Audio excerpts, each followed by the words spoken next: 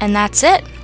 That is the ending of Fable 2. So, like I said, the ending kind of concept is pretty disappointing. I mean, you have that whole quest that's continuous, right from where you come from the Shadow Court and you fight the giant spire on the beach, right through to where you're a child, right through to the spire. It's all one continuous sort of thing with no stopping, so one can argue that you do a lot of fighting and things like that, but I still found the ending disappointing, especially if anybody has played or has watched my Fable Lost Chapters Let's Play. The boss battle for that game was just great, and it did a really good job of incorporating choices as well as a great battle system, whereas this game really heavily focused on choices, which I don't think is a bad thing. A lot of people harp on Fable 2, and they especially harp on Fable 3, and I will agree that they're not as good as the first game. However, I really liked Fable 2. It really brought back classic Fable elements, but really expanded on gameplay. And there's a lot of really cool features I thought that were added in, like having children and more expressions, and the dog was just a really cool sort of addition. And this game, just like I said, really great on the choice aspect, which I think is one of the building blocks of Fable. That's kind of what this game is all about, is your choices and how it affects you and how it affects everybody else in Albion. So that's just how I feel about it. Other people might think differently. I just enjoy the story as a whole, and I really like a lot of the characters in this game. I like all the heroes in their own way. I think it was really great that they brought back Teresa, and this game also did a pretty good job of bringing back some classic Fable characters, and they did some references, you know, Lady Grey and Twinblade, and they brought back Teresa, and they made quite a few references to the hero from the first game as well.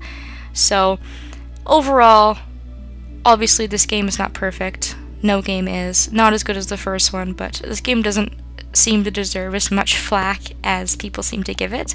And I have had a lot of mixed sort of reviews in the comments. I've had a lot of people that have just said, I watched your whole Let's Play, and I'm going to play this game again, and I love this game, which is great. I'm really glad that there's some people out there that like that. And then, you know, I have the occasional comment of people, you know, bashing the game, or, you know, what did Lionhead do to Fable as a series and things like that, but everyone's entitled to their own opinion, and overall I had a really good time, and I had a lot of fun.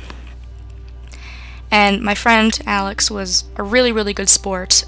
This isn't a game that he's too familiar with, and he had a little bit of a tough time with it at points, but we got through it, and he was a fun co-op partner. He's definitely got a different style than I do, which I hope that some of you really enjoyed. This is also the longest credit sequence in history. I think this was originally 12 minutes, but I actually went in editing and I just like shrunk it down because it's so ridiculously long and slow. But yeah, so I usually do my thanks in the credit sequences. So yeah, so just thanks to everybody who had watched. I wasn't expecting this to be as popular as it was. Definitely not one of my more favorite, or I should say one of my more popular series on the channel, but considering how unpopular it seems to be among the community and people that I know, I'm actually really surprised with how well it's done. You know, especially in comparison to the first Fable. So if you haven't played any games in the Fable series, I recommend just giving them a shot, simply just for the playing factor, really, and to compare the three of them.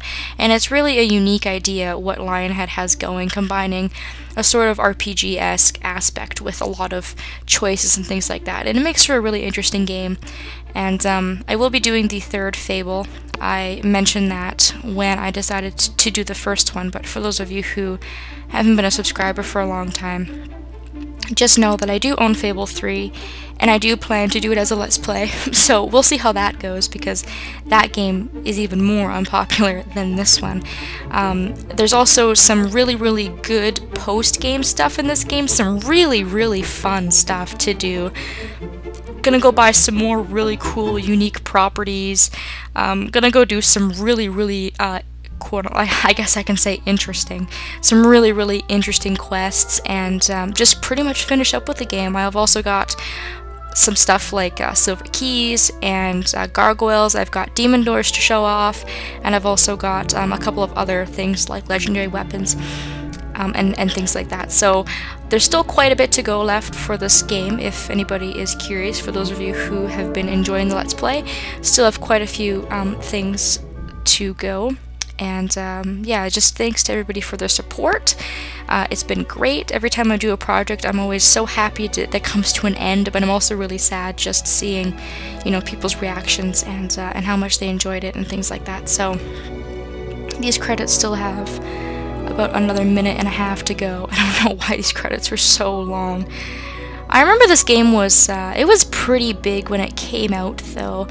In comparison to the first game, I mean, it was so reamped with new graphics and concepts and ideas, and it was such a build-up from the first one, just because it was so different and things like that. So I guess, you know, they have a lot of credits to go through. The first game actually had some long credits too, so yeah, so thank you to everybody who watched and supported, liked, and commented. Thank you to my friend CaptainDonKeys, who is a really funny co-op partner, and was really helpful and kind and took a lot of time out of his busy schedule to record with me. It was a pleasure. And yeah, I hope you guys enjoyed, and like I said, more bonus stuff for this game coming up. Fable 3 will also be coming up, and yeah, we're gonna let these credits roll, and don't go away yet, because there is still the ending. After the credits, there's a little bit of stuff at the end that we need to take a look at. So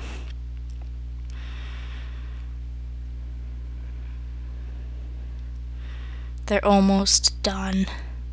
They've got all the small things, you know, copyright in memory of, things like that. And it came out in 2008. That, for me, that seems so long ago, but maybe it's not so long. Now I feel old. But anyways, alright, that is pretty much it for the credits. Just got this last little bit here.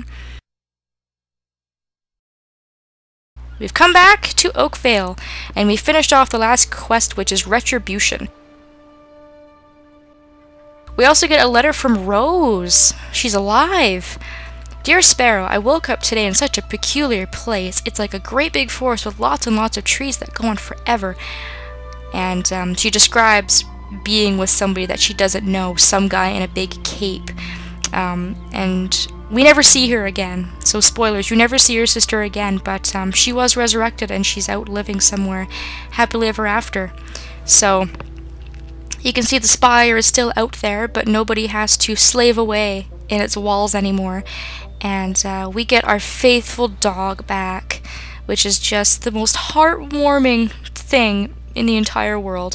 And now that we are back in Oakfield, everything is, the world is our oyster. We're free to go visit our family, and I hope you guys will join me then. Thank you so much for watching.